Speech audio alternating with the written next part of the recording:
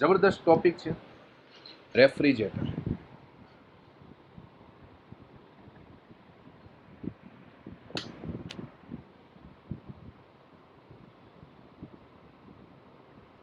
તમારા ઘરમાં પણ હશે રેફ્રિજરેટર, બરાબર છે?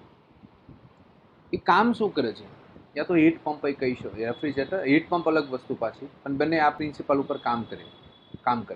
પણ આપણે રેફ્રિજરેટર વિશે તમને સમજાવીશ, બરાબર? તો રેફ્રિજરેટર છે એ શું કામ કરે? ચલો ભાઈ, તમારા ઘરે પણ રેફ્રિજરેટર હશે, આ ટાઈપનું આવે નહીં?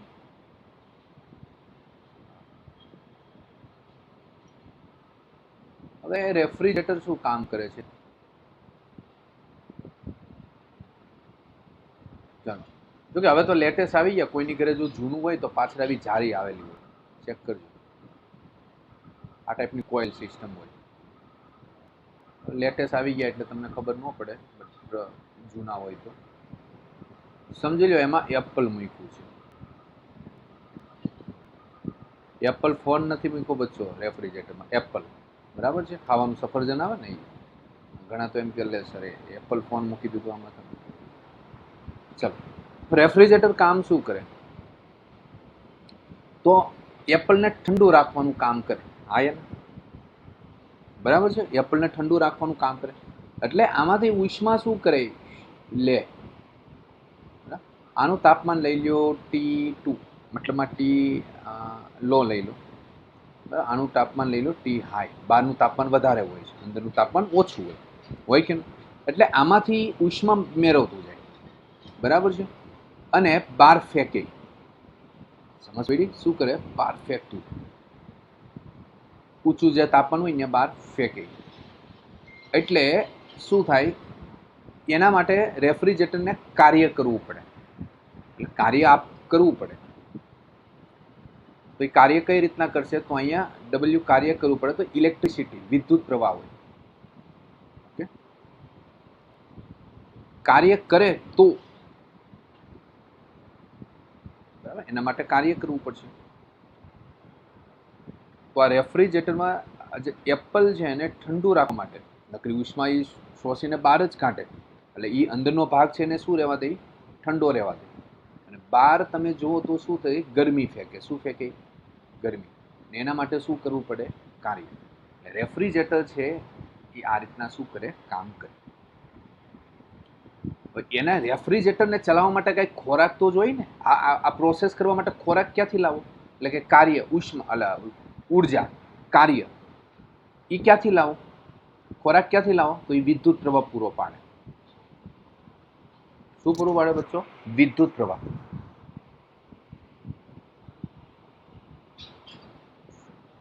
રેફ્રિજરેટર ન હોય, કોઈ વસ્તુને તમારે ઠંડુ આખો દિવસ રેફ્રિજરેટર ચાલુ રાખો, બરાબર, તો ઇલેક્ટ્રિસિટી જોઈએ જ.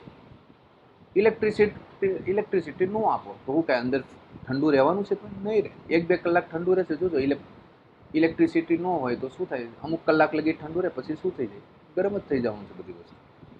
ઓકે, તો આ વસ્તુ આપણે અહીંયા હવે સમજીએ. મેં તમને રેફ્રિજરેટરનું એક્ઝામ્પલ લઈને આપણે ફીલ કર્યું, બરાબર છે? હવે આપણે જોઈએ. તો આને સમજો, ક્યુ ઇન કહી દઉં. ઉષ્મા બહાર કાઢી એટલે ક્યુ આઉટ. એના માટે આપણે શું કર્યું? કામ. અહીંયા બચ્ચો બધું રિવર્સ પ્રોસેસ આવશે. કઈ આવશે? બરાબર છે? અહીંયા તમે જુઓ ને તો રિવર્સ પ્રક્રિયા. કાર્નોટ એન્જિન અહીંયા રિવર્સ આવશે. બધા એરા બદલાઈ જશે. આગળ જે આપણે ઉષ્મા એન્જિન જોયું હતું એમાં અહીંયા બધી વસ્તુ ચેન્જ થઈ જશે. ખાલી એરા બદલાવા મળશે. રિવર્સ કાર્નોટ એન્જિન પણ કહેવાય. તો આ ઠંડુ પરિસર છે. ઠંડુ પરિસર. અહીંયા તાપમાન કેટલું હોય છે? T2 અથવા ટી લો. બરાબર,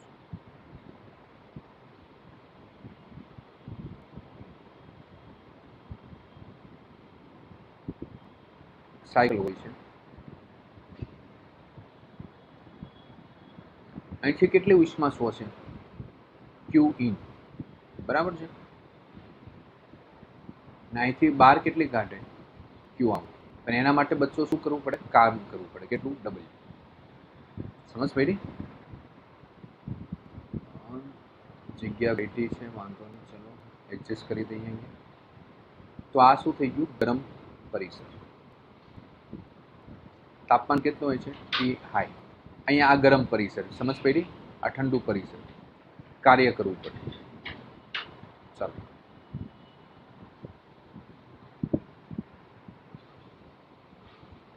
ઓકે બચ્ચો, ચાલો આ વસ્તુ ફેલ થઈ. પહેલામાં તમે જોયું હોય તો બધા રિવર્સ આવતા હતા, બરાબર છે? અહીંયા મતલબમાં આખું બધું ઉલટાઈ ગયું. ચાલો હવે જોઈએ. અહીંયા કાર્નોટ સાયકલ છે ને, એ પણ મતલબમાં ત્યાં જે ઉષ્મા એન્જિનમાં હતું કાર્નોટ ચક્ર, અહીંયા પણ બધી પ્રોસેસ શું થશે? ઉલટાઈ જશે.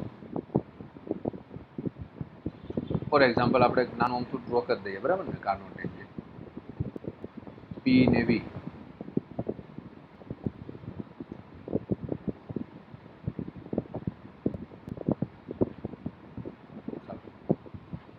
એ બી સી ને ડી આ રીતનું.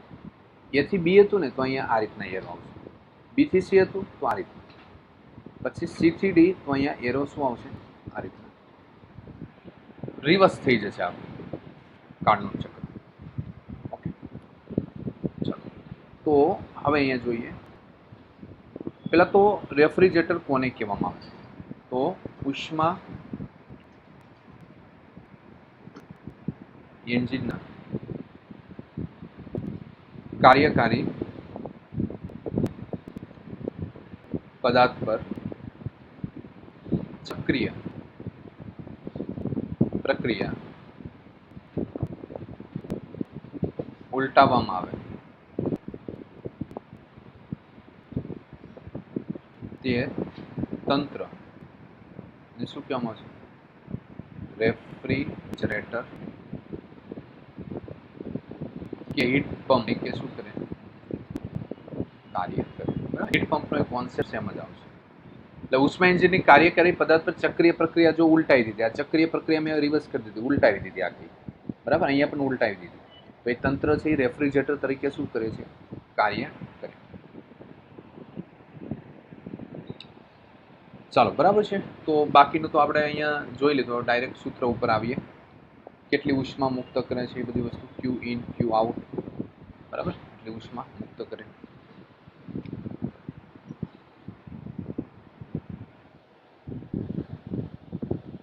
ચાલો હવે આપણે જોઈએ.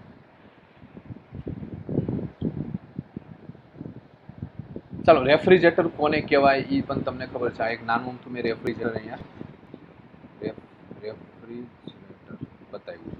અંદરનું તાપમાન શું રાખવાનું હોય છે? ઠંડુ. અને બહારનું શું રાખવાનું હોય છે? ગરમ. બરાબર છે? ચાલો તો હવે આપણે જોઈએ પરફોર્મન્સ ગુણાંક. રેફ્રિજરેટરનો પરફોર્મન્સ ગુણાંક વિશે વાત કરીએ.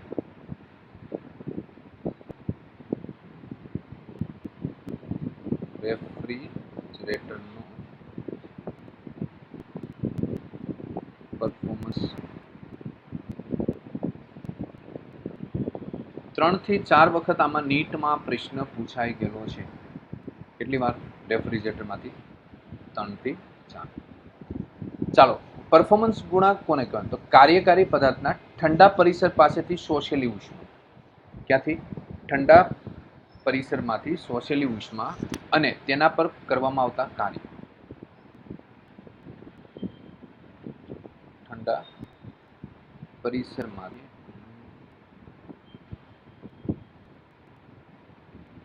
શોષેલી ઉષ્મા, બરાબર છે?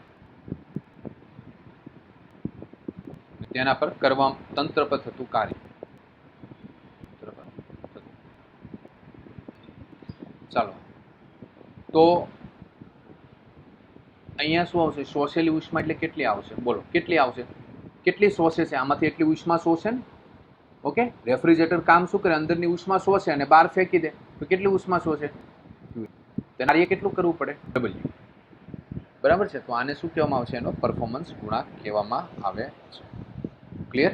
Q in by W. અહીંયા ડબલ્યુ બરાબર કેટલા આવશે? તો અહીંયા જોઈ લઈએ. ક્યુ ઇન પ્લસ ઉષ્મા શોષવા માટે કંઈક કાર્ય કરવું પડે, બરાબર છે? એ કાર્ય કેટલું હોય છે? Q output is equal to શું લખાય Q in minus Q out Q output minus Q in આવશે.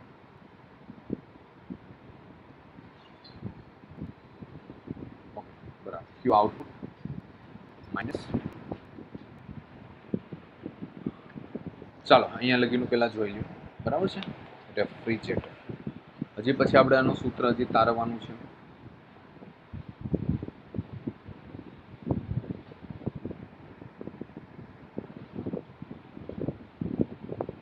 ચાલો હવે રેફ્રિજરેટરનો પરફોર્મન્સ ગુણાંક. બરાબર છે અહીંયા આપણે કોનો નિયમ યુઝ કર્યો ઉર્જા સંરક્ષણનો નિયમ.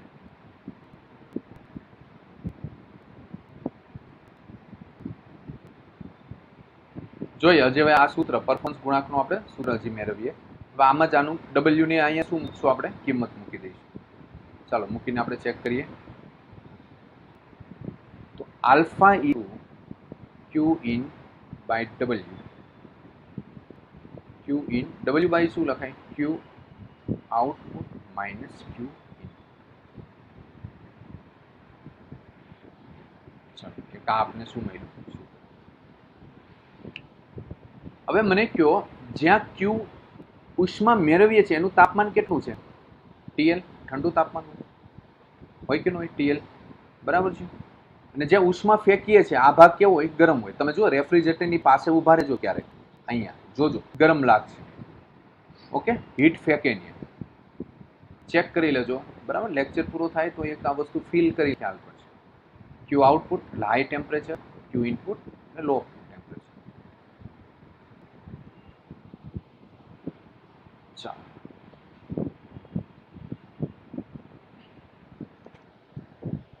ચાલો તો આપણું શું થઈ ગયું રેફ્રિજરેટર માટેનું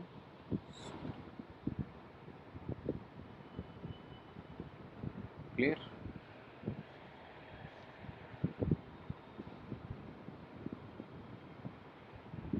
ચાલો તો આને યાદ કઈ રીતના રાખશું ક્યુ ઇન ઉષ્મા. હકીકતમાં આ તમે જુઓ ને તો આ હકીકતમાં આમ જુઓ ને તો આઉટપુટ થયું. તમને રેફ્રિજરેટરનું કામ શું છે મને કહો. તમે ભલે ગમે એટલું મતલબમાં ઇલેક્ટ્રિસિટી યુઝ કરે રેફ્રિજરેટર પણ મેઇન એનો હેતુ શું છે રેફ્રિજરેટરનો એ કહો વસ્તુ ઠંડી રાખવાનું. હા યા ના હકીકતમાં શું થયું વસ્તુ ઠંડી રાખવા માટે આપણે રેફ્રિજરેટરનો શું કરીએ છીએ ઉપયોગ કરીએ છીએ. ભલે એના ઉપર કાર્ય કરવું પડે. ઓકે તો ક્યુ ઇનપુટ હકીકતમાં એ શું કહેવામાં આવે છે એક પ્રકારનું આઉટપુટ કહેવામાં આવે છે. સમજો આ વસ્તુ. આ શું થઈ ગયું આઉટપુટના છેદમાં ઇનપુટ. આઉટપુટ શું મળે છે મને કહો. હાલો તમે 1 કલાક એપલ બહારથી લાવ્યા બજારમાંથી તમે સફરજન લાવ્યા. બરાબર છે હવે તમે રેફ્રિજરેટરમાં મૂકો છો. રેફ્રિજરેટર ઓન કરો છો તમે સમજો વાતને સમજો. રેફ્રિજરેટર ઓન કરો છો 2 કલાક પછી તમે એને જુઓ છો તો તમારું એપલ છે એ શું થઈ ગયું ઠંડુ. તો આઉટપુટ શું હકીકતમાં કહેવાય એપલ ઠંડુ થયું.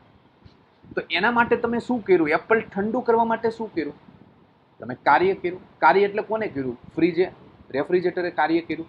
એ કાર્ય એટલે શું થયું કે 2 કલાક તમારે ઇલેક્ટ્રિસિટી એને આપવી પડી. બરાબર એટલે એક પ્રકારનું શું કર્યું કાર્ય કર્યું. ઓકે એટલા માટે આઉટપુટ એટલે શું કહેવાય ક્યુ ઇન અપોન ઇનપુટ એટલે ડબલ્યુ. સમજો હીટ એન્જિનમાં આઉટપુટ એટલે શું હતું તમારી ગાડી ચાલવી એ જ થયું ને. પેટ્રોલ નાખ્યું સેલ લગાવ્યો પેટ્રોલનું દહન થયું ઉષ્મા ઉત્પન્ન થાય. ઉષ્માનું એબ્ઝોર્બ કરે એન્જિન તેનું કાર્યમાં રૂપાંતર કરે. ઓકે તો આઉટપુટ શું આવી ગાડી ચાલવી એ આઉટપુટ થયું ને. એટલે ડબલ્યુ ના છેદમાં ઉષ્મા મેળવી તો ઇનપુટ શું હતું ઉષ્મા મેળવી તો ક્યુ જેટલી ઉષ્મા મેળવાતી હતી અને ડબલ્યુ ના છેદમાં ક્યુ ઇન લખતા હતા. સમજવાની ફીલ કરવાની કોશિશ કરવાની.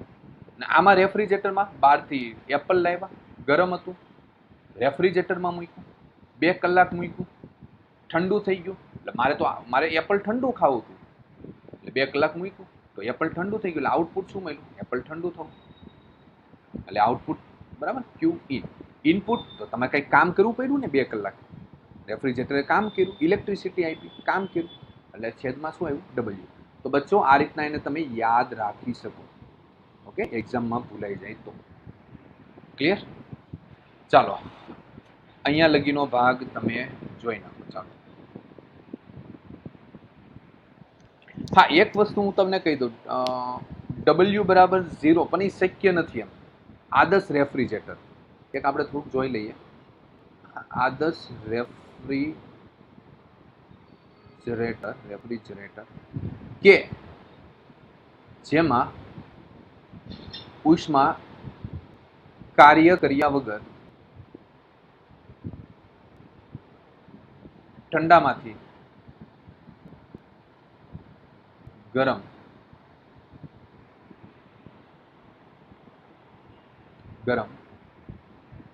તરફ વિનિમય પામે.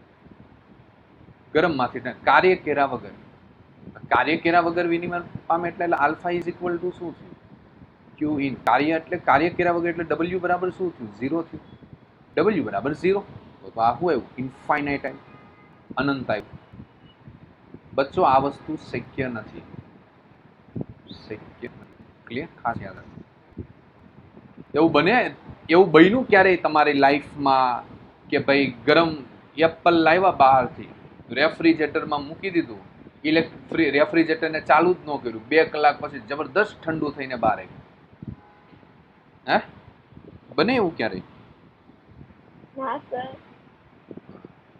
નો બને. બરાબર છે. એવું બનતું હોય તો મને કહેજો, એ રેફ્રિજરેટર હું તમારી ઘરેથી લઈ જાય. બરાબર છે, મારી ઘરે મૂકી દઈશ, તમને હું મારું આપી દઈશ. બરાબર ને? એક્સચેન્જ ઓફર આજકાલ બહુ ચાલે છે. ચલો, એવું હોય તો અમે નહીં આપીએ. એવું છે. જે કાંઈ ઇલેક્ટ્રિસિટીમાં જો કે બચત છે, ડબલ હું તો લેટેસ્ટ આપી દઉં ને મારું, ડબલ ડોર વાળું તમે તારે બસ જબરદસ્ત હેવી એકદમ યુઝ કરો તમે. ચાલો, પણ એવું પોસિબલ જ એટલે આપણે બરાબર છે, શક્ય જ નથી એ વસ્તુ.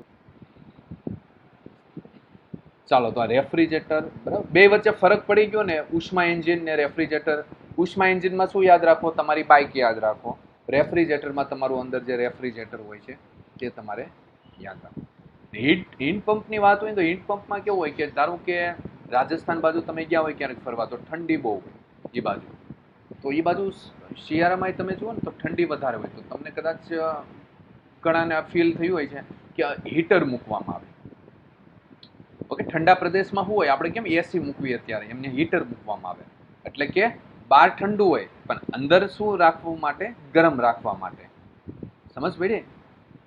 તો એ હીટ પંપ તરીકે યુઝ થાય. બરાબર છે, પણ બેનો કોન્સેપ્ટ તો સેમ જ છે, પણ આપણે રેફ્રિજરેટર સમજી લીધું એટલે ચાલશે. ક્લિયર? હવે બચ્ચો, એક વસ્તુ આમાં એક ટોપિક મતલબમાં સમજો કે એક બાકી છે, એ એન્ટ્રોપી. પણ જો કે પૂછાતી નથી. પહેલા મતલબમાં 20 વર્ષ પહેલા એના ક્વેશ્ચન આવતા. અત્યારે તો 20 વર્ષમાં તો મને એ કોઈ ક્વેશ્ચન નીટમાં જોવા મળ્યો નથી. બરાબર છે. એન્ટ્રોપી જો કે તમને કેમેસ્ટ્રીમાં ભણાવવામાં આવે છે, છતાં હું થોડાક એના વિશે થોડીક માહિતી આપી દઉં. બરાબર છે, વધુ તો નહીં પણ થોડીક જસ્ટ કહી દઉં. ક્લિયર?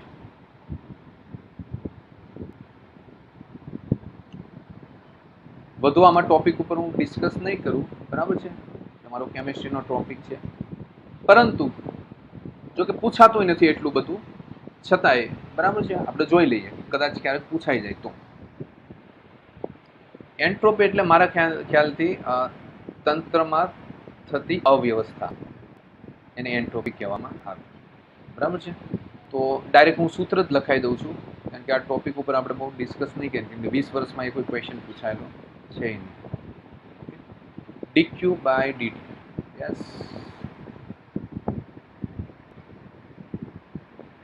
dq by dt. આનું ઇન્ટિગ્રેશન લઈ લઈએ તો s is equal two ds લઈ લઈએ, dq by dt. A temperature છે એ શેમાં છે?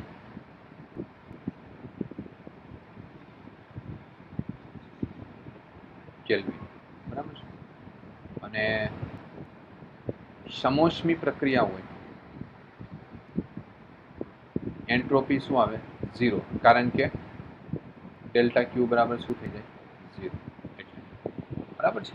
જો ક્યારેક પ્રશ્ન પૂછાય તો બરાબર ડાયરેક્ટ જ સૂત્રમાં કિંમત મૂકીને તમારે સોલ્વ કરવાનો રહેશે. ચાલો બચ્ચો ક્લિયર, અહીંયા સુધીનો પાર્ટ જોઈ લો.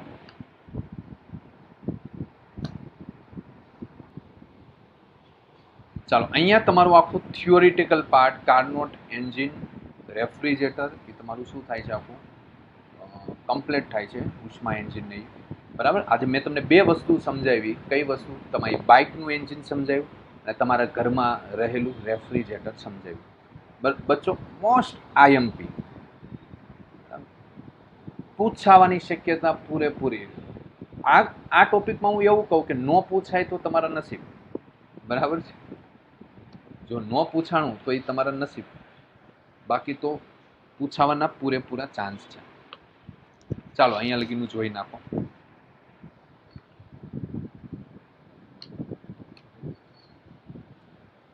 આનો એક હું તમને માઇન્ડ મેપ મોકલાઈ દઈશ. 1-2 દિવસમાં હોમવર્કમાં એક માઇન્ડ મેપ આવશે. સમજ પડી? તો માઇન્ડ મેપ મેં મારા હિસાબે બનાવેલો હોય છે, કદાચ એની તમે પ્રિન્ટ કઢાવી લેજો કે જેથી તમને સૂત્ર યાદ રાખવામાં ઇઝી પડશે રિવિઝન માટે. સૂતા હોય જાગતા હોય તો 5 મિનિટ રિવિઝન કરવા માટે હું માઇન્ડ મેપ મોકલાઈ આપી, જેમાં ઓલ કોન્સેપ્ટ શું હોય છે કવર કરેલા હશે. બરાબર છે.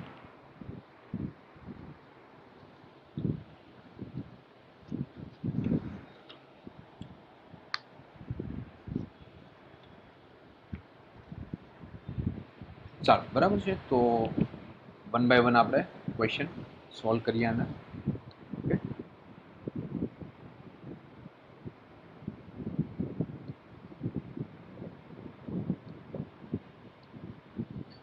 ચાલો થોડીક આપણે અમુક ટિપ્સ પણ આમાં જોતા જઈશું. બરાબર છે.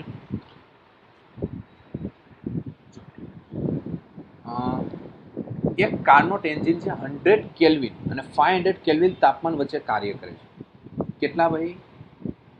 પહેલા તો કાર્નોટ એન્જિન છે, ઓકે, 100 કેલ્વિન અને 500 કેલ્વિન તાપમાન વચ્ચે કાર્ય કરે છે. ચાલો બચ્ચો, તો આપણે TL શબ્દ વાપરે, લો એટલે 500 કેલ્વિન. બરાબર છે. ટી હાઈ એટલે શું લઈ લઈએ? 1000 કેલ્વિન. આ ક્લિયર અહીંયા શું? તેની મદદથી દરેક ચક્ર દીઠ દર સેકન્ડે 210 જૂલ યાંત્રિક કાર્ય મેળવવા માટે તેને ઉષ્મા પ્રાપ્તિ સ્થાનમાંથી દર સેકન્ડે કેટલી ઉષ્મા મેળવી છે. સમજ પડી? કલ્પના કરો તમારી બાઇકનું એન્જિન.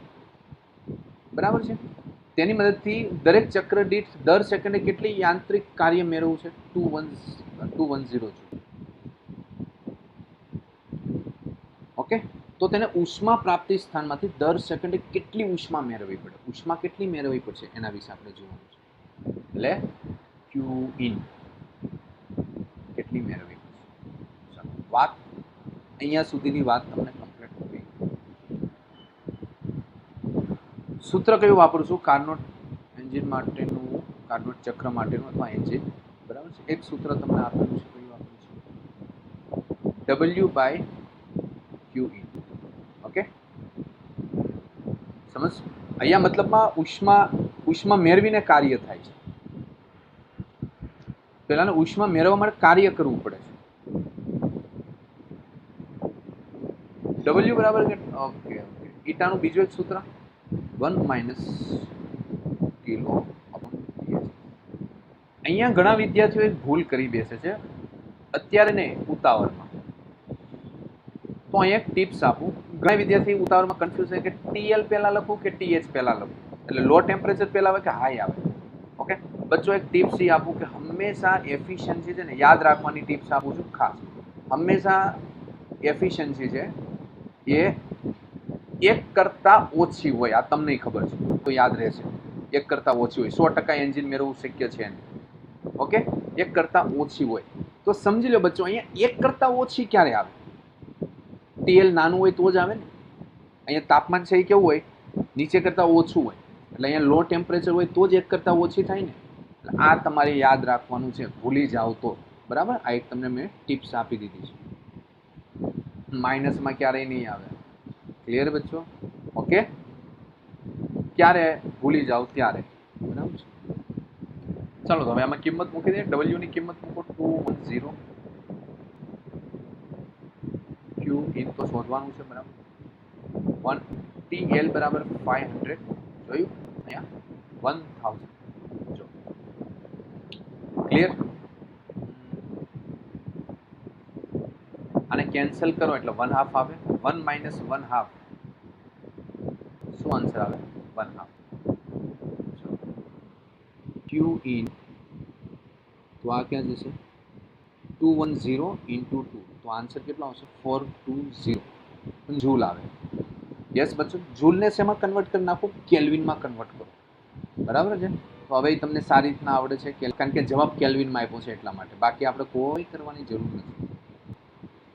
4.2 સોરી કેલ્વિન ક્યાં? કેલરી. કેલરીમાં બરાબર છે. ચાલો કેલરીમાં કન્વર્ટ કરવાનું છે. 0 4200 છેદમાં 42 પોઈન્ટ કાઢી નાખો તો આ કેન્સલ. તો શું આવે? 100 કેલરી. ચાલો આવી ગયું 100 calorie. D is the right answer. Okay, તો બચ્ચો આ રીતના સૂત્ર તમારે યાદ રાખવાનું છે. એફિશિયન્સી આઉટપુટ કાર્નોટ એન્જિન માટે શું યાદ રાખશો? ભૂલાઈ જાય તો આને પણ યાદ રાખવાની ટિપ્સ છે. કઈ ટિપ્સ છે? આઉટપુટના છેદમાં ઇનપુટ. શું આઉટપુટ એટલે તમારી બાઇકનું એક્ઝામ્પલ લેવાનું. બાઇકને ચાલુ કરો તો આઉટપુટ શું આવે? ગાડી ચાલવી. આયાના ગાડી ચાલવી. ગાડી ચાલે એટલે કાર્ય થાય એટલે ડબલ્યુ. એન્જિનમાંથી શું? હવે ગાડી ચાલે કે થોડું કઈ પેટ્રોલ લઈએ, હે 1 લીટર પેટ્રોલ રાખી મૂકો તો હું કઈ 1 લીટર આખા વર્ષમાં ચાલ્યા જ રાખે?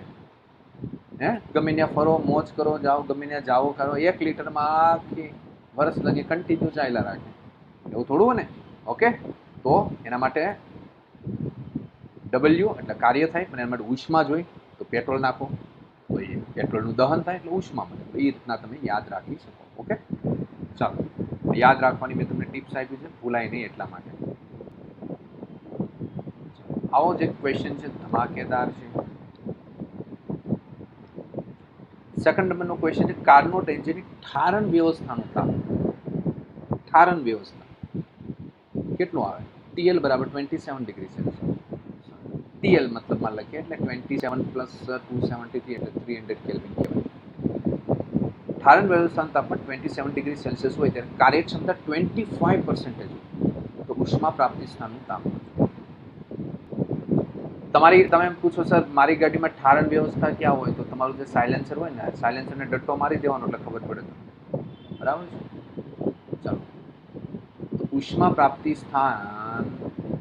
ઉષ્મા પ્રાપ્તિ સ્થાન એટલે બચ્ચું એનું તાપમાન કીધું છે. T1 શોધવાનું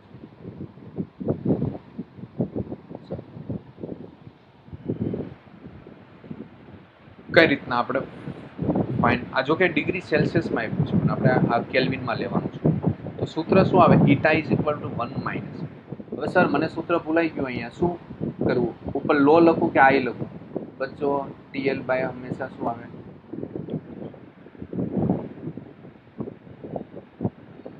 બરાબર છે? ચાલો તો ઇટા બરાબર 25/100 પર્સન્ટેજને કન્વર્ટ કરો. 1 માઇનસ TL બરાબર કેટલું આવશે? 300/TH. આને બચ્ચો કેટલા લખાય? 1/4. ઓકે, તમે સાદુરૂપ આપીએ 300/TH. તો આને લખાય 1 માઇનસ 1/4. તો આને કેટલા લખાય? 3/4. Yes, TH is equal two 300 into 4/3 કેટલા આવશે? 400 કેલ્વિન. બચ્ચો આને ડિગ્રી સેલ્સિયસમાં કન્વર્ટ કરો. ઓકે, 400 માઇનસ 273 તો 27 અને 100 એટલે મતલબમાં કેટલા થઈ ગયા? 127 ડિગ્રી સેલ્સિયસ. બસ આ રીતના તમને ગણતરી આવડવી જોઈએ. 127 ડિગ્રી સેલ્સિયસ. જો આપણે યાદ રાખવાની ટિપ્સ કામ કરીને અહીંયા 27 છે તો અહીંયા કેટલો હોય? 127. તાપમાન વધારે હોય છે. વધુ ઠારણ વ્યવસ્થા એટલે તમારું વાતાવરણનું તાપમાન હોય. બરાબર છે?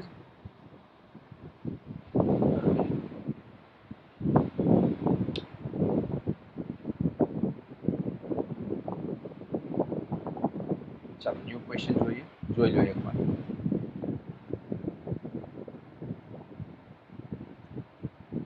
તમે બચ્ચો ક્યારે સાયલેન્સર વગરની ગાડી જોઈ છે ચાલતી? બચ્ચો બધા કેમેરા ચાલુ કરી દો તો ફટાફટ હાલો. કેમેરા બધાના ઓન હોવા જોઈએ. ફટાફટ ચાલુ કરો હાલો. Yes yes, speed. હાજી ફટાફટ ફટાફટ.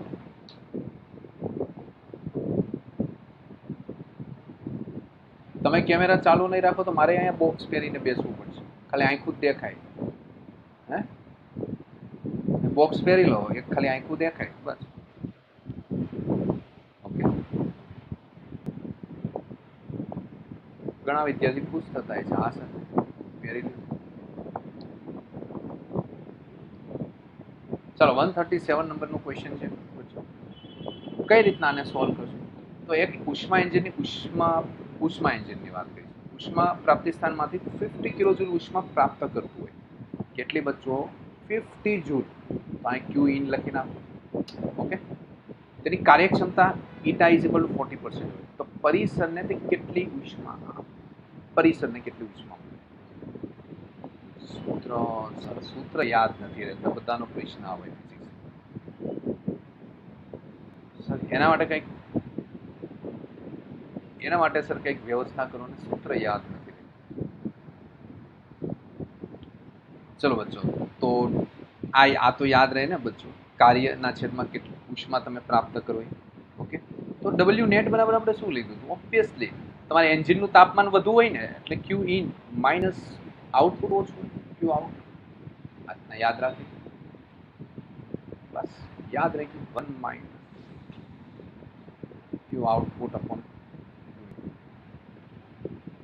અહીંયા 2 1 લખી શકો એવું કઈ છે નહીં. ઓકે બચ્ચો, 40/100 1 minus Q output upon Q in 0025 Q out upon Q in 1 minus 2/5 તો 3/5 બરાબર છે.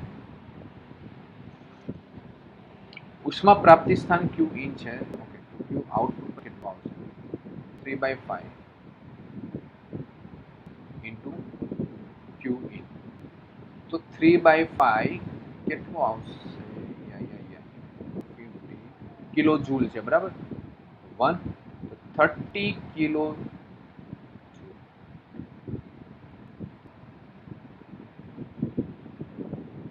Chennai is the right answer. જો આમાં એક ટ્રીક, એક વસ્તુ આપણે ટ્રીક તમને એક બતાવું કે હંમેશા ક્યુ, ઓકે ક્યુ કેટલા છે? 50. ઓકે, પણ આમાં એ કામ નહીં કરે, અહીંયા બધા 40 ને એવા છે બરાબર છે. ચાલો એવો પ્રશ્ન આવશે તો હું તમને એક ટ્રીક બતાવીશ.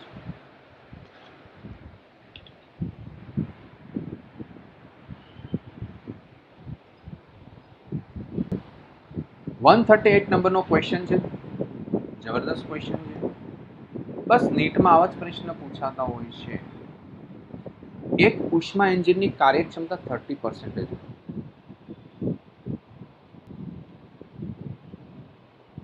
તમારા ગાડીની કાર્યક્ષમતા કેટલી છે?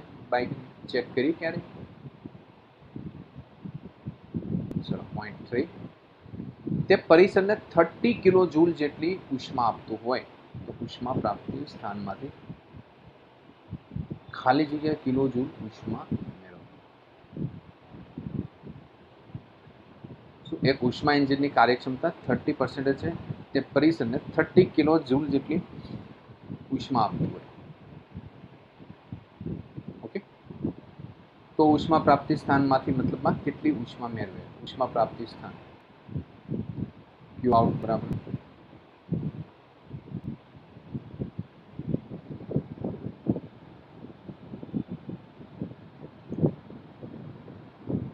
चलो बच्चों डायरेक्ट फटाफट सॉल्व करें. Eta is equal to 1 minus Q output upon Q in. 30/100 1 minus કેટલા લખું? 30.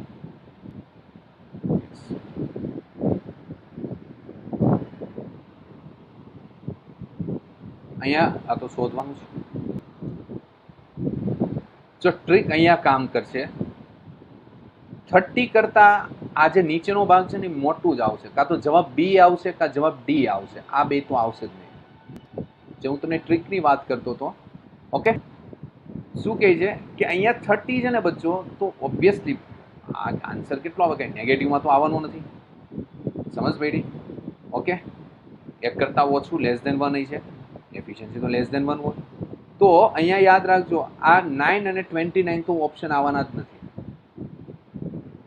સમજ પડી? કાં તો 39 આવશે, કાં પછી આવશે 42.8. બેમાંથી ગમે એક આવો જોઈએ.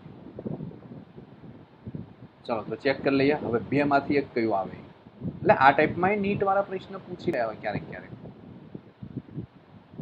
એની ઈચ્છા થાય તો પૂછી લે. કઈ છે 1 - 3/10, તો ભાઈ 7/10 ક્યુ ઇન કેટલા થશે? ડાયરેક્ટ કરી નાખું છું બચ્ચો, 300/7. ઓકે સર, 300/7 એટલે 7 4 જા 28 એટલે 42.8. આન્સર આપણો બ્લોક થઈ ગયો. ચાલો, યસ 42.8 કિલો જૂલ. તો આ રીતના તમારે ઓપ્શન ઉપરથી પણ ટ્રીક તમારે યુઝ કરતા શીખવાની. ચલો, આ બેના આન્સરને કાઢી નાખ્યા, અને પણ કાઢી નાખ્યો, વૈધ આ બંને. ક્યારેક ઉતાવળ હોય ને શું કહેવાય, બી માંથી કયું લખવું, તો કદાચ આ ટીક કરીને ભૂલથી આવી ગયા હોય તો રાઈટ પડી જાય. ઓકે, પેપર બાકી રહી ગયું હોય છે, એવી કન્ડિશન હોય ત્યારની વાત છે. ને આમાં આ બે તો આવે ને એટલે એ થોડુંક તમારા દિમાગમાં એ પણ ટ્રીક તમને ખબર હોવી જોઈએ. આ બેમાંથી ગમે એક જવાબ આવે છે.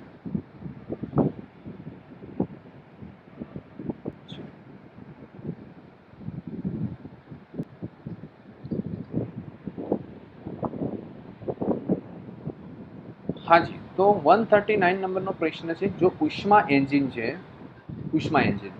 ઉષ્મા પ્રાપ્તિ સ્થાનમાં 2 kg જૂલ ઉષ્મા મેળવતો હોય. કેટલું? 2 kg જૂલ. અને 1.5 kg ઉષ્મા ઠારણ વ્યવસ્થામાં શું કરતું હોય છે? છોડી દેતું હોય છે. તો તેની કાર્યક્ષમતા કેટલી? અરે યાર, શું ક્વેશ્ચન આપ્યો છે આ વખતે? આપણે 1 -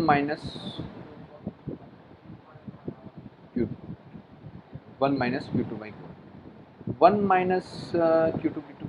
- Q2 બોલો કયું લખવામાં આવે, નાનું કે મોટું? 1.5/2 - 1.5/0.5/. તો આને શું લખાય? ઈટા ઇઝ ઇક્વલ ટુ 0.25 લખાય, 25%. ચાલો, એટલે 25%.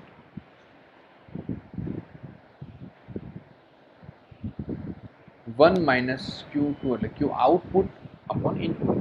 બરાબર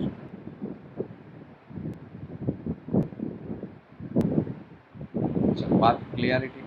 ઓકે, તો આ ટાઈપના ક્વેશ્ચન તમને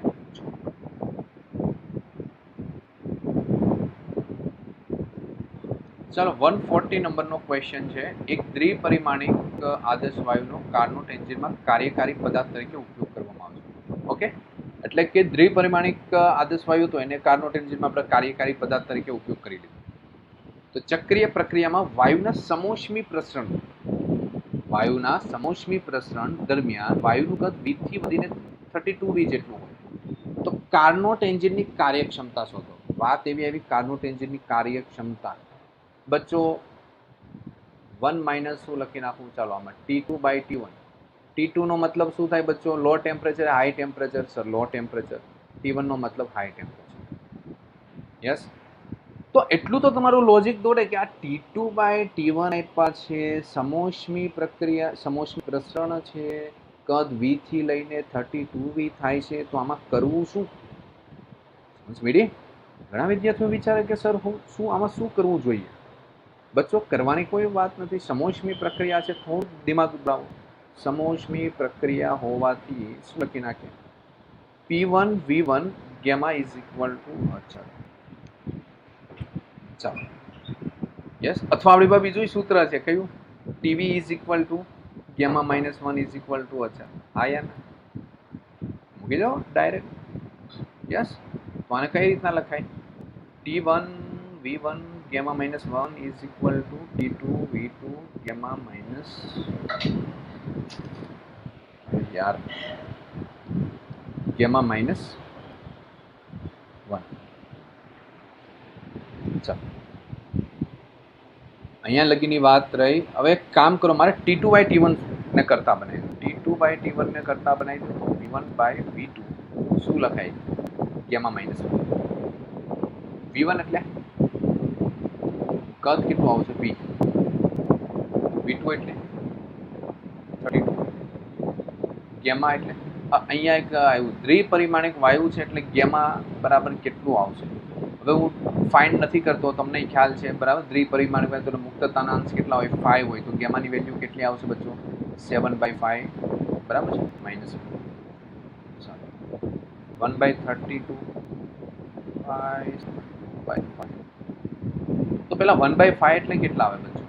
1/2 આવે. ઓકે, 2 2 જા 4 4 2 જા 8 8 sorry 2 2 જા 4 4 2 જા 8 8 2 જા 16 16 2 જા 32. હા સર, બરાબર છે. 1/4 એટલે કેટલા લખાય? 0.25. હા sir, Bombay is the right answer. જબરદસ્ત. અરે તો ચાલો હા હા, હજી આન્સર ક્યાંથી આવ્યો આપણો? બરાબર છે. આપણે શું ફાઇન્ડ કરવાનું છે? કાર્યક્ષમતા શોધવાની છે બચ્ચો. ગલત ગલત ગલત. કાર્યક્ષમતા તો eta is equal to 1 minus 1/4 3/4. Okay, તો 0.75. Del D is the right answer. Clear? તો આ ટાઈપના પ્રશ્ન મતલબમાં પૂછાતા હોય છે એક્ઝામમાં, બરાબર છે, અવારનવાર. ચાલો એક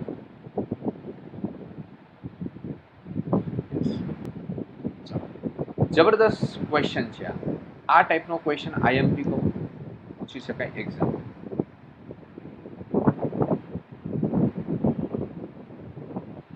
બચ્ચો દર વખતે હું જેટલું આઈએમપી કરાવું ને બચ્ચો, એમાંથી લોટ્સ ઓફ જેટલું મેં કરાવ્યું હોય પેપર આખું એમાંથી જ હોય છે.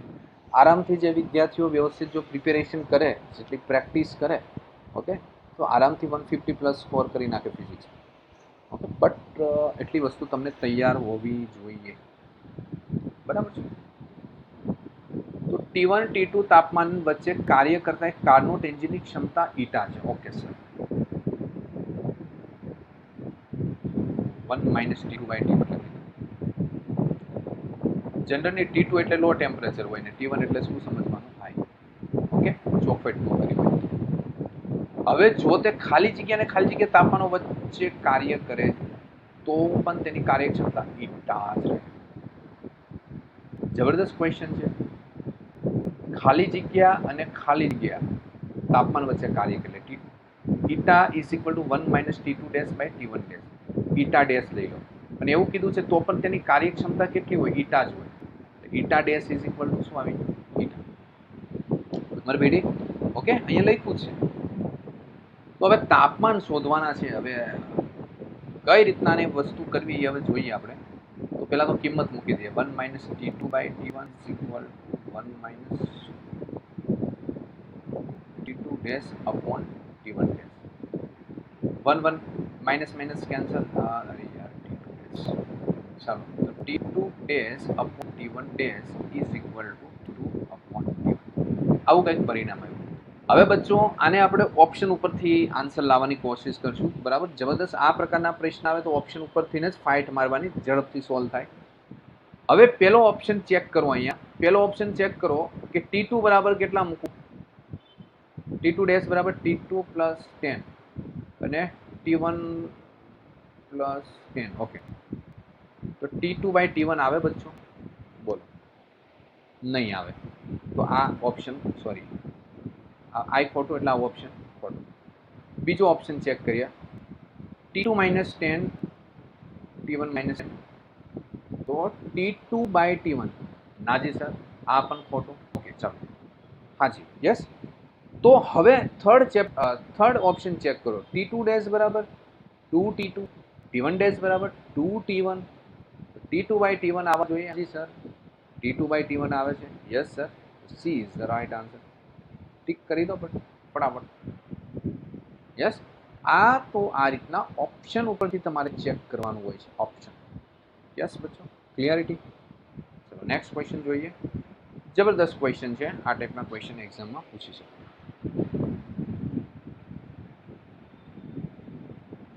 આ આપણે થોડુંક પછી રાખીએ, બરાબર. ઓટોમોબાઈલ એન્જિનિયર છે, કાલે સોલ્વ કરીએ. બાકીના થોડા હાર્ડ આ સેમ મેથડના છે.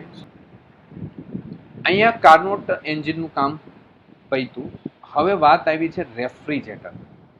તો એક રેફ્રિજરેટરની અંદર તથા બહારના તાપમાન અનુક્રમે 273 કેલ્વિન અને 303 કેલ્વિન છે. ધારો કે દરેક જૂલે થતા કાર્ય માટે રેફ્રિજરેટરની પ્રક્રિયા પ્રતિવર્તી છે. તો પરિસરમાં તેના વડે ગુમાવાતી ઉષ્મા શું? બહારનું તાપમાન અને અંદરનું તાપમાન લો હોય, કેટલું હોય છે? 273. બહારનું તાપમાન હાઈ હોય, 303 કેલ્વિન છે. ધારો કે દરેક જૂલ થતા કાર્ય માટે રેફ્રિજરેટરની પ્રક્રિયા પ્રતિવર્તી છે. પ્રતિવર્તી પ્રક્રિયા છે. પરિસરમાં તેના વડે ગુમાવાતી ઉષ્મા શોધો. ચલો બચ્ચો, હવે ગુમાવાતી ઉષ્મા શોધવાની વાત કરી છે. ગુમાવાતી તો મેળવે છે કેટલી ઉષ્મા? તો આલ્ફા ઇઝ ઇક્વલ ટુ કેટલી ઉષ્મા મેળવે, બરાબર છે. તો આનું સૂત્ર શું હતું? Alpha is equal to Q in upon W is equal to TL by TH minus TH. યાદ કેમ રાખવું એ પણ મેં તમને બતાવી દીધું. યસ, બસ હવે આમાં કિંમત મૂકી દઈએ. તો ક્યુ ઇન લખો, ડબલ્યુ ડબલ્યુ ડબલ્યુ ડબલ્યુ આપને કોઈ આપેલું છે નહીં. તો કઈ રીતના આપણે સોલ્વ કરીએ? પહેલા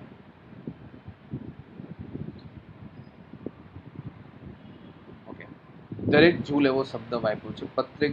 દરેક જૂલે થતું કાર્ય, કંઈ નહીં. ટીએલ બરાબર કેટલું લખી દઈએ? પહેલા 273 અને ઓકે 303 માઇનસ 273. તો અહીંયા આવશે 273 30 આવશે. દરેક જૂલે થતું કાર્ય, પ્રત્યેક જૂલ શબ્દ વાપર્યો છે એટલે ડબલ્યુ બરાબર શું લઈ લઈએ બચ્ચો? 1 જૂલ, બરાબર છે. Q in is equal to 273 by 30. હવે આનું થોડુંક આપણે સાદરૂપ આપીએ, બરાબર. 273 બાય 30 તો કેટલો આન્સર આવશે? ચલો 9.1 એપ્રોક્સી કેટલા લઈ લઈએ? 9 જૂલ.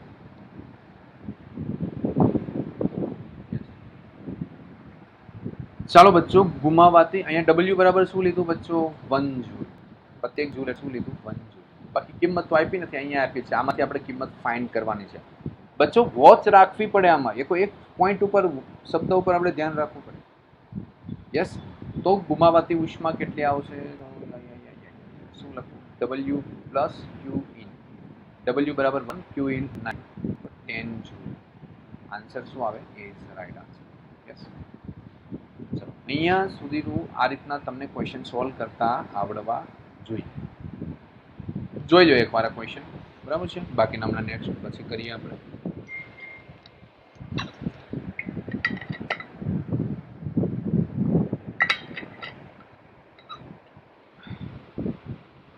કેટલા ક્વેશ્ચન બાકી છે જોઈએ.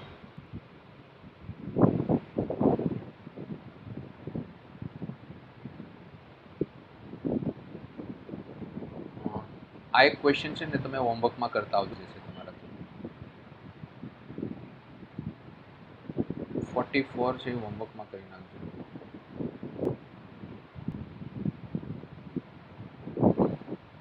145 પણ થઈ જશે. 146 થી આપણે પછી. ચાલો, તો અહીંયા લગીની વાત તમને ક્લિયરિટી હોવી જોઈએ. બે ક્વેશ્ચન હોમવર્કમાં આપેલા છે, 144 એન્ડ 145. આપણે સ્ટાર્ટ કરીશું 146 થી. યસ, અને આગળ એક ક્વેશ્ચન બાકી છે તે સોલ્વ કરશું.